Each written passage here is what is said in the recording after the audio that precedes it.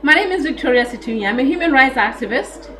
I'm a member of ACLU of Utah, Amnesty International, Women for a Change, and I participate in several equality and human rights affairs in my community and elsewhere.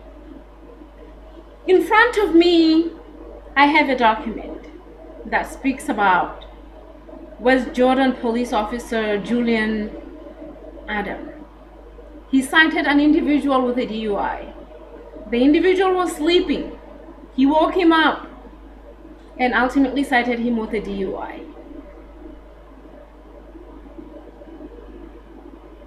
The officer neglected to mention that the person he cited with the DUI was not the only occupant in the vehicle. If you hear me, I hope you go back and make those corrections, because that is the law. That you do not exclude that data, that you do not obstruct justice. Not because I say that, not necessarily because I say that, but because it is the law, and you too have to follow the law.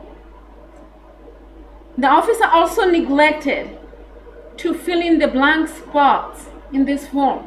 I don't know what the plan is. Are you going to fill it in later with information when the bench trial approaches? Or what is the protocol? There are several discrepancies in this DUI citation. But my main concern is not that the officer found that he had reason or did not find reason to cite this individual with DUI. It is the discrepancies in this citation. It just makes you wonder, how many types of these DUIs do we run into in the police departments? My major concern is, how many Lisa Steeds do we have to run into in the state of Utah before we can become a safe community? If you don't know who Lisa Steed is, this is the officer who was charged with falsifying DUIs. This situation is a concern for me. When officers target minority groups and charge them with faulty or with defective DUIs, that is a concern for me. Before I close, thank you, Chief Burbank, because you have made it an absolute priority that your department is concerned with demilitarization of the police.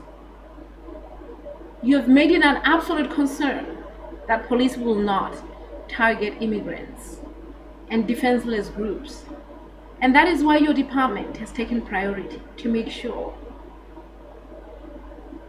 that those who fall in the minority groups, those who are defenseless, are not at the mercy of police who abuse power. Thank you.